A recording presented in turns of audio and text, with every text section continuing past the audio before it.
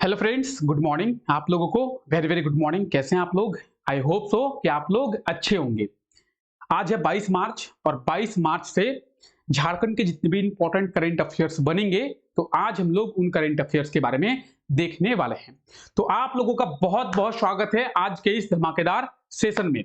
जो लोग नए हैं उनको मैं बता दूं, ये जो क्लास अभी आप देख रहे हैं, ये क्लास डेली सुबह 5 बजे होती है, जहां पे हम लोग झारखंड के करंट अफेयर्स को बहुत ही डिटेल में देखते हैं। तो इस क्लास को आप लोग डेली देखिए। इस क्लास में हम लोग ना केवल झारखंड के करंट अफेयर्स बल्कि झारखंड के स्टैटिक जीके और झारखंड के जीके को भी देखते हैं। इस क्लास में यानी आज के इस क्लास में हम लोग जितने भी सारे करंट अफेयर्स के बारे में देखेंगे, जितने भी सारे चीजों के बारे में जानेंगे, उसका पूरा का पूरा कंटेंट आपको पीडीएफ फाइल में मिल जाएगा। पीडीएफ कहां पे मिलेगा? तो पीडीएफ आपको हमारे टेलीग्राम चैनल पे देखने को मिल जाएगा। टेलीग्राम पे आप लोग डेली विजिट करके सभी क्लासेस के पीडीएफ को आसानी से डाउनलोड कर पाएंगे। तो आप लोग टेलीग्राम को जरूर ज्वाइन कर ले। टेलीग्राम का लिंक इस क्लास के नीचे डिस्क्रिप्शन में दिया हुआ है। तो चलिए हम अपने क्लास को शुरू करें। तो चलिए क्लास शुरू करते हैं एक बहुत ही धमाकेदार मोटिवेशनल लाइन के साथ में। क्या है वो लाइन? तो इतिहास लिखने के लिए कलम की नहीं बल्कि हौसलों की जरूरत होती है। किसी भी इतिहास को लिखने के लिए कलम की नहीं बल्कि हौसलों की जरूरत होती है। कलम तो सबके पास होता है, लेकिन क्या सभी लोग इतिहास लिख पाते हैं? तो आप भी कलम को छोड़कर अपने हौसलों पर फोकस करें, अपने हौसलों को बुलंद करें। आपके हौसले ही हैं जो आपको आगे की ओर ले जा पाएंगे। तो बहुत ही खूबसूरत लाइन है कि इतिहास लिखने के लिए कलम की नहीं बल्कि हौसलों की जरूरत होती है। तो चलिए इसी खूबसूरत और अच्छी लाइन के साथ में हम लोग अपने क्लास को शुरू करते हैं और देखते हैं झारखंड के करंट अफेयर्स के बारे में। क्लास शुरू करने से पहले जो भी लोग नए हैं उनको मैं रिक्वेस्ट करता हूं कि आप लोग अगर इस चैनल पे पहली बार विजिट किए हैं तो चैनल को सब्सक्राइब कर दे, साथ ही साथ बेल आइकन को भी प्रेस कर दे, ताकि हमारे जो भी लेटेस्ट क्लासेस होंगी उसके नोटिफिकेशंस आप लोगों को मिल सके। तो चलिए क्लास को शुरू करते हैं। हमारा पहला करंट अफेयर है कि झारखंड के कितने सरकारी स्कूलों को स्कूल ऑफ एक्सीलेंस में परिवर्तित किया जाएगा। तो क्वेश्चन देखिए आप लोग, उसके बाद हम लोग इसके बारे में प्रॉपर अच्छे से बात करेंगे कि झारखंड के कितने सरकारी स्कूलों को स्कूल ऑफ एक्सीलेंस में परिवर्तित किया जाएगा, उत्कृष्ट स्कूल में परिवर्तित किया जाएगा। स्कूल ऑफ एक्सीलेंस का मतलब उत्कृष्ट स्कूल है, ठीक है। तो आप लोग ये समझिए, झारखंड के जो वर्तमान मुख्यमंत्री है कौन है? हेमंत सोरेन जी। तो हेमंत सोरेन जी के द्वारा यह घोषणा किया गया है कि झारखंड के 4000 स्कूलों को स्कूल ऑफ एक्सीलेंस में परिवर्तित किया जाएगा। तो इसका मतलब क्या है? इसका मतलब यह है कि झारखंड के 4000 सरकारी स्कूल जो अभी चल रहे हैं, उन 4000 सरकारी स्कूलों को स्कूल ऑफ एक्सीलेंस यानी उत्कृष्ट स्कूल के रूप में परिवर्तित किया जाएगा। तो झारखंड के कितने स्कूल? झारखंड के 4000 स्कूल, ऑप्शन सी इसका बिल्कुल सही आंसर हो जाएगा, 4000। झारखंड के 4000 स्कूलों को स्कूल ऑफ एक्सीलेंस में परिवर्तित किया जाएगा। ये जो घोषणा है झारखंड के मुख्यमंत्री हेमंत सोरेन के द्वारा किया गया है। अब आप बोलेंगे सर ये स्कूल ऑफ एक्सीलेंस को क्यों परिवर्तित किया जा रहा है, इसका मुख्य उद्देश्य क्या है? झारखंड सरकार के द्वारा लगातार ये प्रयास किया जा रहा है कि झारखंड के विद्यार्थियों को, झारखंड के स्टूडेंट्स को एक उच्च गुणवत्ता वाला शिक्षा जो है वो दिया जाए। इसी उच्च गुणवत्ता वाले शिक्षा के लिए झारखंड सरकार के सरकारी स्कूल जो है 4000, उनको स्कूल ऑफ एक्सीलेंस के रूप में परिवर्तित किया जाएगा, ताकि उन स्कूल ऑफ एक्सीलेंस में छात्रों को अच्छी गुणवत्ता की शिक्षा जो है मिल पाए। आज के टाइम पे अगर बात करेंगे सरकारी स्कूल में, तो प्राइवेट स्कूल की बात करें तो प्राइवेट स्कूल में तो अच्छी पढ़ाई हो जाती है, इसमें कोई डाउट नहीं है। लेकिन अगर बात आती है सरकारी स्कूल में, तो आप या फिर हम कोई भी सरकारी स्कूल में पढ़ना नहीं चाहते हैं। सरकारी स्कूल में पढ़ना नहीं चाहते हैं तो उसका रीजन क्या है? उसका रीजन है कि सरकारी स्कूल में ना के बराबर पढ़ाई होती है, और ये बात झारखंड सरकार को भी मालूम है। इसीलिए लगातार सरकार के द्वारा यह प्रयास किया जा रहा है कि झारखंड में एक उच्च गुणवत्ता वाला शिक्षा जो है लोगों को मिल सके, और लोग सरकारी स्कूल के माध्यम से भी अच्छी पढ़ाई कर सके, अच्छी गुणवत्ता की शिक्षा जो है वो ग्रहण कर सके। इसीलिए झारखंड के 4000 सरकारी स्कूलों को स्कूल ऑफ एक्सीलेंस में परिवर्तित जो है किया जाएगा। तो आप ये सोचिए, इससे डायरेक्टली झारखंड के 15 लाख बच्चों को लाभ मिलेगा, झारखंड के 15 लाख छात्रों को इससे बेनिफिट मिलेगा। तो स्कूल ऑफ एक्सीलेंस की बात करें, झारखंड के 4000 सरकारी स्कूलों को स्कूल ऑफ एक्सीलेंस में परिवर्तित किया जाएगा, जिससे झारखंड के 15 लाख छात्रों को लाभ जो है वो मिलेगा। ठीक है, अब झारखंड के सीएम की बात करेंगे तो ये आप देख रहे हैं, ये है झारखंड के मुख्यमंत्री हेमंत सोरेन। अगर झारखंड निर्माण की बात करेंगे तो झारखंड निर्माण में मुख्यमंत्री हेमंत सोरेन का कोई योगदान नहीं रहा है, लेकिन इनके जो पिताजी हैं शिबू सोरेन जी का बहुत योगदान रहा है हमारे झारखंड के निर्माण में। अब ये झारखंड के वर्तमान मुख्यमंत्री हैं, तो इनके बारे में भी हमको जानना है। सबसे पहले इनके बारे में बात करते हैं, तो क्या ये झारखंड के मुख्यमंत्री पहली बार बने हैं? नहीं, ये झारखंड के मुख्यमंत्री दूसरी बार बने हैं। पहला पॉइंट ये आता है कि सर अगर झारखंड की दूसरी बार ये मुख्यमंत्री बने हैं, तो पहली बार ये झारखंड के मुख्यमंत्री कब बने थे? 2013 में ये पहली बार झारखंड के मुख्यमंत्री बने थे। तो सर ये कौन से पार्टी से झारखंड के मुख्यमंत्री बने हैं? ये जेएमएम यानी झारखंड मुक्ति मोर्चा से जो झारखंड के मुख्यमंत्री है वो बने हैं। अगर आपको झारखंड के सभी मुख्यमंत्रियों के कार्यकाल के बारे में जानना है तो ये आप लिस्ट को देख सकते हैं। इसमें झारखंड में अब तक जो भी मुख्यमंत्री बने हैं उनके कार्यकाल के बारे में दी हुई है। इसके बारे में भी हम लोग बहुत बार बातें किए हैं। फिलहाल अभी आप इसको देख सकते हैं और आप अगर चाहें तो इसका नोट्स भी आप बना के रख सकते हैं। ठीक है, चलिए आई होप कि इतना चीजें आपको क्लियर हो गया होगा। आपको क्लियर हो गया है? चलें अगले क्वेश्चन की ओर। चलिए अगला क्वेश्चन देखते हैं। हमारा अगला करंट अफेयर है कि झारखंड के किस जिले में केपीएल का आयोजन किया जाएगा। आप लोग क्वेश्चन देखिए फिर बात करते हैं कि झारखंड के कौन से जिले में केपीएल का आयोजन किया जाएगा। झारखंड के कौन से जिले में? झारखंड के देवघर जिले में। कहां पे? झारखंड के देवघर जिले में केपीएल का आयोजन जो है किया जाएगा। ठीक है, केपीएल की बात करेंगे तो केपीएल का फुल फॉर्म क्या है? Kabaddi Premier League. जैसे आईपीएल है, इंडियन प्रीमियर लीग। आईपीएल इतना फेमस हो गया कि उसके नाम को अब कॉपी किया जा रहा है। केपीएल यानी Kabaddi Premier League. Kabaddi Premier League की बात करेंगे तो देवघर में कबड्डी प्रीमियर लीग यानी केपीएल का आयोजन किया जाएगा। ऑप्शन ए इसका बिल्कुल सही आंसर हो जाएगा।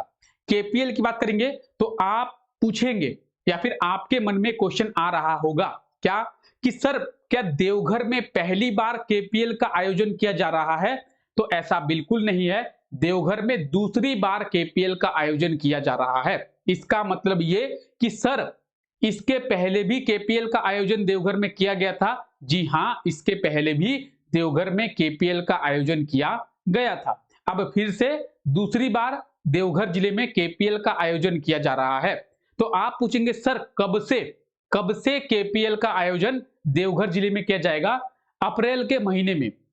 अप्रैल के महीने में देवघर में केपीएल का आयोजन किया जाएगा। 22 से लेकर 29 अप्रैल तक केपीएल का जो आयोजन है वो देवघर में किया जाएगा। आप ये देख सकते हैं। अब केपीएल की बात करेंगे तो केपीएल के बारे में आपको क्यों बताया जा रहा है? क्योंकि ये एक नेशनल लेवल का चैंपियनशिप होगा, नेशनल लेवल का प्रतियोगिता होगा।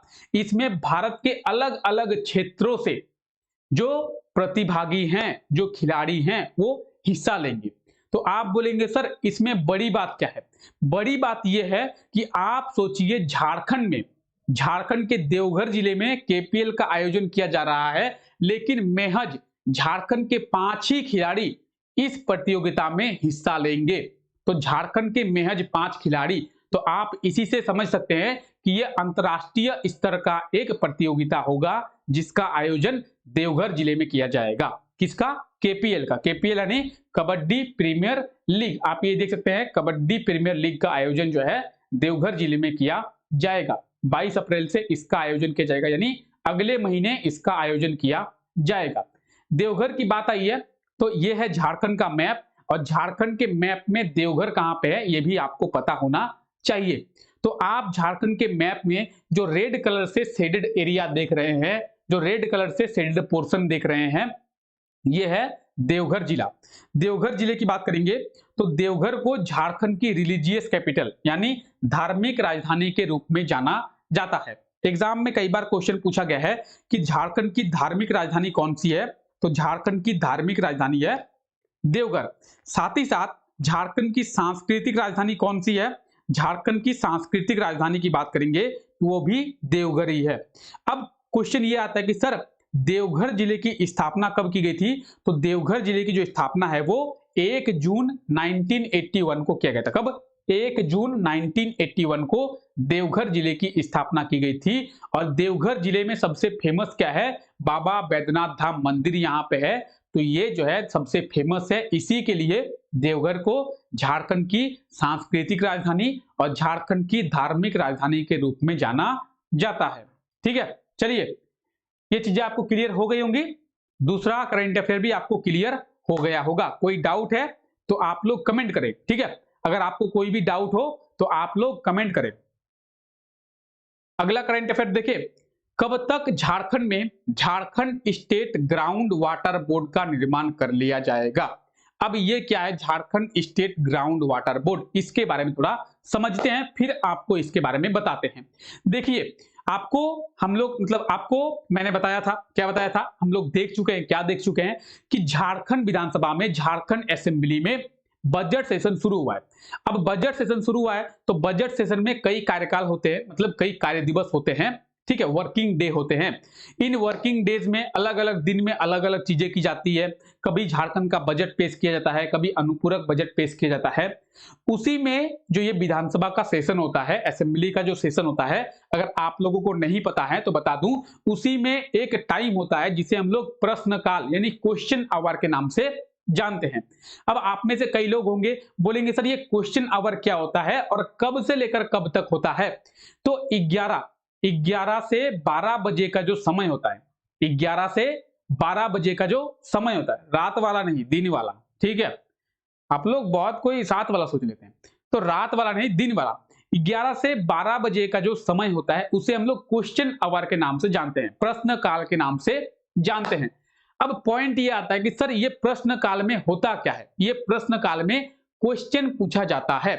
अब बोलेंगे सर क्वेश्चन पूछा जाता है, यहाँ पे मास्टर और स्टूडेंट बैठे हैं क्या, सर और स्टूडेंट बैठे हैं, जो क्वेश्चन पूछा जा रहा है। तो क्वेश्चन कैसे पूछा जा रहा है, क्वेश्चन कैसे पूछा जाता है और कौन क्वेश्चन पूछते हैं, ये भी इंपॉर्टेंट है कि सर क्वेश्चन तो पूछा जा रहा है लेकिन क्वेश्चन पूछते कौन है और आंसर कौन देते हैं। तो देखिए जो पक्ष है, पक्ष मतलब जिनकी सरकार चल रही है, अभी किनकी चल रही है, जेएमएम की सरकार चल रही है, हेमंत सोरेन की सरकार चल रही है। तो हेमंत सोरेन के जो मंत्री है, हेमंत सोरेन के जो मंत्री है, इनफैक्ट हेमंत सोरेन खुद भी उनसे विपक्ष के नेता, विपक्ष के जो सदस्य हैं वो क्वेश्चन करते हैं कि ये चीज बताइए, वो चीज बताइए, ये कीजिए, तो उस क्वेश्चन का उनको आंसर देना होता है। अब देखिए क्या हुआ, इसमें सेशन चल रहा था झारखंड विधानसभा में। झारखंड विधानसभा में जब सेशन चल रहा था तो किसी एक नेता ने एक क्वेश्चन पूछ दिया जेएमएम के लोगों से। क्वेश्चन क्या पूछा गया, क्वेश्चन पूछा गया कि आपको पता है कि झारखंड में जो भूजल स्तर है, भूमि का जो जल स्तर है वो दिन ब दिन नीचे जाता जा रहा है। हम लोग देखे भी थे कि आईआईटी बॉम्बे के एक सर्वे में यह भी कहा गया था कि 2060 तक झारखंड का जो भूजल स्तर है वो बहुत ही नीचे चला जाएगा और झारखंड के 1/3 हिस्से यानी 1/3 हिस्से में सूखा हो जाएगा। ये आईआईटी बॉम्बे का सर्वे है, ये भी हम लोग करंट अफेयर में देख चुके हैं। लेकिन अब ये क्वेश्चन जब पूछा गया तो जो अभी हैं पक्ष में यानी जिनकी सरकार चल रही है, हेमंत सोरेन की सरकार चल रही है, तो उनके एक मंत्री के द्वारा ये स्टेटमेंट दिया गया कि आप टेंशन मत लीजिए, हम इसमें काम कर रहे हैं। और उनके द्वारा ये भी स्टेटमेंट दिया गया, ये घोषणा की गई कि Jharkhand state ground water board का निर्माण भी अब झारखंड में किया जा रहा है। जैसे कि सेंट्रल ग्राउंड वाटर बोर्ड है, उसी के तर्ज पर अब झारखंड में झारखंड स्टेट ग्राउंड बोर्ड का निर्माण किया जाएगा, ग्राउंड वाटर बोर्ड। तो उनके द्वारा ये पूछा गया कि सर आप जब बोल रहे हैं कि Jharkhand state ground water board का निर्माण किया जाएगा, तो ये काम क्या करेगा? तो उनके द्वारा कहा गया कि ये मेनली ये काम करेगा कि झारखंड का जो भूजल स्तर है, जो लगातार नीचे जा रहा है, उस भूजल स्तर को किस तरीके से ठीक किया जाए और आने वाले टाइम पे झारखंड को सूखाग्रस्त होने से कैसे बचाया जाए, इसके लिए वो काम करेगा। ठीक है, तो फिर पूछा गया तो इसके बनने में कितना टाइम लगेगा? तो उनके द्वारा कहा गया कि लगभग 1 साल 12 महीने इसको बनने में समय लगेगा। ऑप्शन बी इसका बिल्कुल सही आंसर हो जाएगा। अगले 12 महीनों के अंदर Jharkhand state ground water board का निर्माण कर लिया जाएगा हमारे झारखंड में। अब आप बोलेंगे सर ये इंपॉर्टेंट क्यों है? तो ये इंपॉर्टेंट इसलिए है कि अब तक कुल 14 राज्यों में ही इस बोर्ड का निर्माण किया गया है, यानी भारत के 14 राज्यों में ही इस बोर्ड का निर्माण अब तक किया गया है। तो इसे आप लोग याद रखेंगे, सेंट्रल ग्राउंड वाटर बोर्ड के तर्ज पर अब Jharkhand state ground water board का निर्माण किया जाएगा, जो लगातार झारखंड में घट रहे जल स्तर को ठीक करेगा और झारखंड को सूखाग्रस्त होने से बचाएगा। ठीक है, चलिए आगे बढ़ें। हाल ही में पीएम मोदी के द्वारा किस वर्ष तक भारत ऊर्जा में आत्मनिर्भर होने की घोषणा की गई है? तो आपको ये पता होगा। सबसे पहले आप लोग क्वेश्चन देखिए फिर बात करेंगे। ठीक है, क्वेश्चन देखिए फिर इसके बारे में प्रॉपर डिटेल में हम लोग बात करेंगे।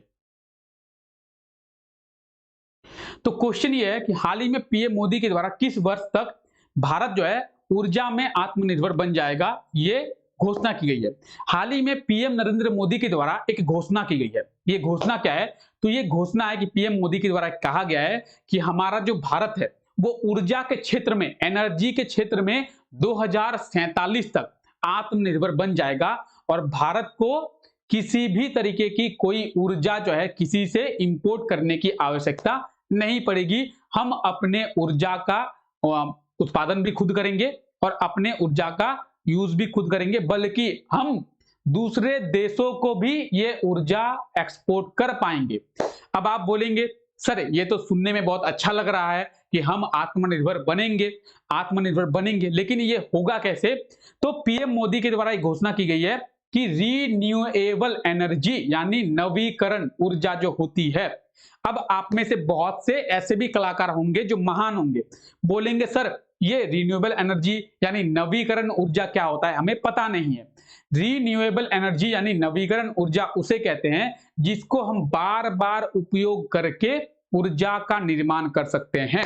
मतलब जैसे सोलर एनर्जी के थ्रू हम लोग बार बार ऊर्जा बना सकते हैं। विंड एनर्जी, ठीक है, पवन चक्की जो होता है, हाइड्रो एनर्जी, डैम बनाकर भी हम लोग ऊर्जा का निर्माण कर सकते हैं। अब आप में से कई लोग होंगे बोलेंगे सर मतलब देखिए एक होता है नवीकरणीय, एक होता है अनवीकरणीय।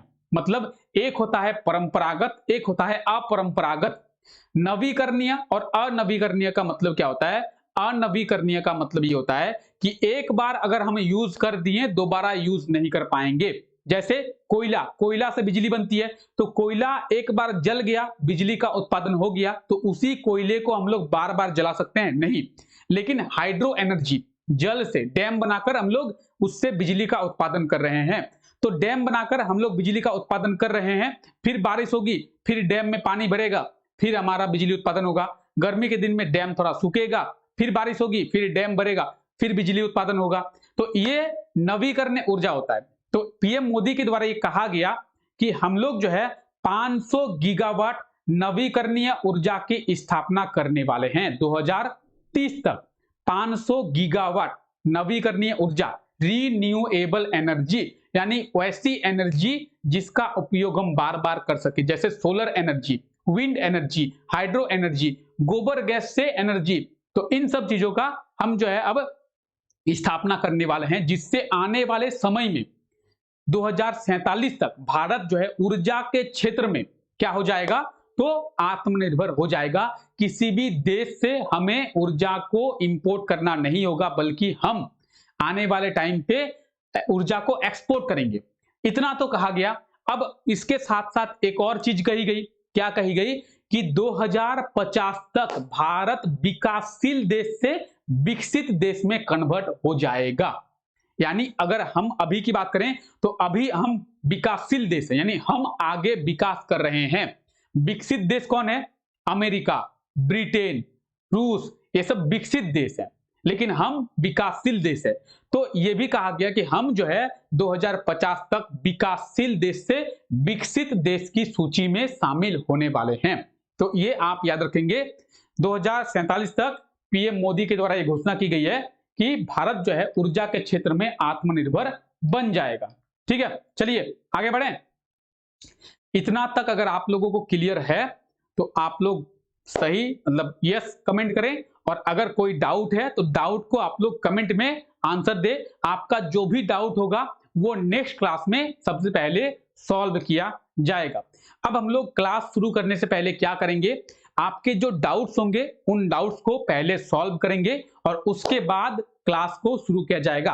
तो अभी तक अगर आपका कोई डाउट है तो आप लोग कमेंट बॉक्स में कमेंट करें कि आपका डाउट क्या है। नेक्स्ट क्लास में उस डाउट का प्रॉपर आंसर आपको दिया जाएगा। चलिए आगे बढ़ें। हाल ही में कब अंतर्राष्ट्रीय वन दिवस मनाया गया है? अंतर्राष्ट्रीय वन दिवस, आप लोग क्वेश्चन देखिए, अंतर्राष्ट्रीय वन दिवस कब मनाया गया है? तो प्रतिवर्ष 21 मार्च को, यानी कल के दिन अंतर्राष्ट्रीय वन दिवस मनाया गया है। प्रतिवर्ष 21 मार्च को अंतर्राष्ट्रीय वन दिवस मनाया जाता है। ऑप्शन डी जो है इसका बिल्कुल सही आंसर हो जाएगा, 21 मार्च। अब 21 मार्च की बात आई है, 21 मार्च को अंतर्राष्ट्रीय वन दिवस भी मनाया जाता है और 21 मार्च को परिवार कल्याण दिवस भी मनाया जाता है। तो दोनों को आप लोग याद रखेंगे। अब ये मनाया क्यों जाता है, ये भी इंपॉर्टेंट है कि ये मनाया क्यों जाता है। लोगों को वनों के बारे में जागरूक करने के लिए, और लोग वन की कटाई कम करें, पेड़ पौधे ज्यादा लगाएं, इसको लेकर लोगों को जागरूक करने के लिए प्रतिवर्ष 21 मार्च को अंतर्राष्ट्रीय वन दिवस जो है मनाया जाता है। ठीक है, अंतर्राष्ट्रीय वन दिवस कब मनाया जाता है? प्रतिवर्ष 21 मार्च को। ठीक है, क्लियर है आपको? क्लियर है यहां तक? चलिए क्वेश्चन देखते हैं। जो क्वेश्चन आपसे पिछले क्लास में दिया गया था वो क्वेश्चन देखते हैं। तो पिछले क्लास में आपको ये क्वेश्चन दिया गया था, हाल ही में झारखंड के किस खिलाड़ी को असुंता लकड़ा अवार्ड दिया गया है? तो झारखंड की सलीमा टेटे, हॉकी खिलाड़ी सलीमा टेटे को असुंता लकड़ा अवार्ड जो है दिया गया है। ऑप्शन ए इसका बिल्कुल सही आंसर हो जाएगा। और आज के लिए आपका क्वेश्चन है, हाल ही में किस जिले में द्वितीय स्टेट लाइब्रेरी लिटरेचर फेस्टिवल का आयोजन किया गया है? Second state library literature festival, इसका आयोजन झारखंड के किस जिले में किया गया है? जो भी इसका सही आंसर होगा आप लोग कमेंट करके बताएंगे और इसके बारे में आप लोग डिटेल में जरूर लिखेंगे। तो चलिए फिलहाल आज के लिए हम लोग इतना ही रखते हैं। आई होप कि आपको ये क्लास अच्छा लगा होगा। अगर आपको ये क्लास अच्छा लगा है तो क्लास को लाइक कर दे, और चैनल पे नए हैं तो चैनल को सब्सक्राइब जरूर करें। इस क्लास को भी अपने दोस्तों तक शेयर करें। मिलते हैं नेक्स्ट क्लास में, तब तक के लिए thank you, take care, bye bye.